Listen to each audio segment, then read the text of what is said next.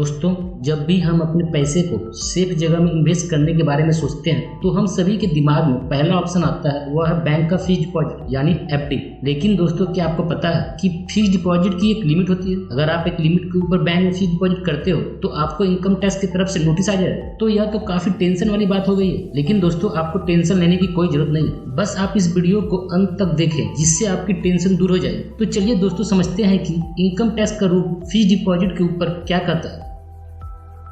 दोस्तों, income tax के नियम के अनुसार अगर आप किसी बैंक में 10 लाख रुपए से ज्यादा का एफडी करते हो तो बैंक इसकी जानकारी आयकर विभाग को दे देता है। बैंक इन सारे खातों की जानकारी आयकर विभाग को देता है जिन्होंने 10 लाख रुपए से ज्यादा की एफडी करा रखी है। दोस्तों, यह जो लिमिट है वह एक सिंगल बैंक को लेकर है। दोस्तों, इसका मतलब यह है कि अगर आपने मल्टीपल बैंक में एफडी करा रखी है तो उसको टोटल करके 10 लाख काउंट नहीं करेंगे। दोस्तों, एग्जांपल के जरिए मैं आपको समझाता हूँ। दोस्तों, सपोज कीजिए आपके 3 डिफरेंट बैंक अकाउंट, एसबीआई में आपने 8 लाख का एफडी किया है, एचडीएफसी में 6 लाख का और कोटक बैंक में 12 लाख का एफडी किया है। तो दोस्तों, आपका टोटल एफडी 10 लाख क्रॉस कर गया। लेकिन इसका मतलब यह नहीं कि आपका हर बैंक आपके एफडी की जानकारी आयकर विभाग को देगा। दोस्तों, इसमें से केवल कोटक बैंक ही आपके एफडी की जानकारी आयकर विभाग को देगा। बाकी के 2 बैंक यानी एसबीआई और एचडीएफसी बैंक आपके एफडी की जानकारी आयकर विभाग को नहीं देगा, क्योंकि एफडी की लिमिट सिंगल बैंक को लेकर है, सारे बैंक को मिलाकर नहीं है।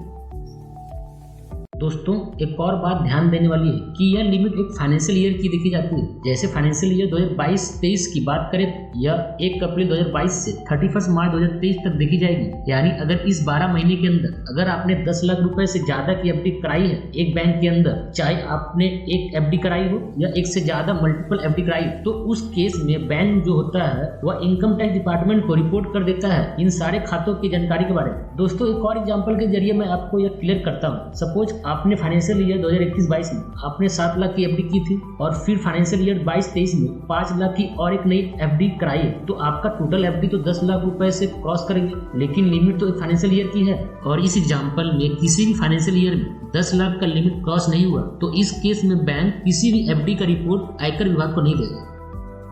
दोस्तों, बैंक ने जो रिपोर्ट भेजा है इनकम टैक्स डिपार्टमेंट को, उसके बेस पर इनकम टैक्स आपको नोटिस भेज सकता है। इसलिए दोस्तों, अगर आप 10 लाख रुपए से ज्यादा की एफडी कर रहे हो तो कोशिश करो कि आप एक बैंक में ना करो। लेकिन आज इनकम टैक्स डिपार्टमेंट काफी एडवांस हो गया। इनकम टैक्स डिपार्टमेंट में काफी चेंजेस आए हैं, जैसे कि एआईएस और टीआईएस आ गया है। दोस्तों, आपको तो पता ही होगा कि अब एआईएस और टीआईएस के अंदर सारी इंफॉर्मेशन होती है कि आपके पैन पे कितने बैंक अकाउंट चल रहे हैं, कितने एफडी चल रहे हैं, चाहे उसकी लिमिट 10 लाख से कम ही क्यों ना हो, फिर भी वह सारी एफडी की जानकारी एआईएस और टीआईएस में दिख जाएगा। इसका मतलब है कि आप इनकम टैक्स डिपार्टमेंट से अब कुछ भी छुपा नहीं सकते।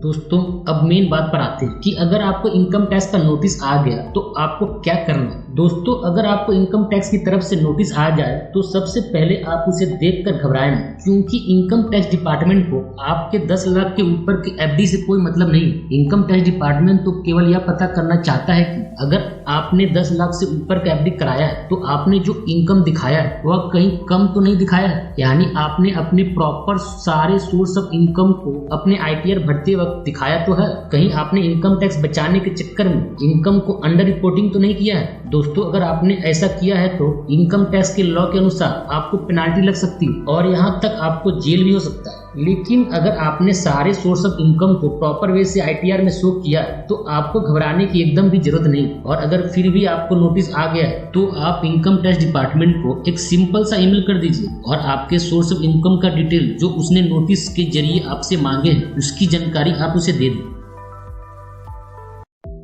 दोस्तों, अगर आपको मेरा ये वीडियो पसंद आया होगा तो आप मेरे चैनल को सब्सक्राइब कर लें और इस वीडियो को शेयर भी कर दें। Thank you for watching this video.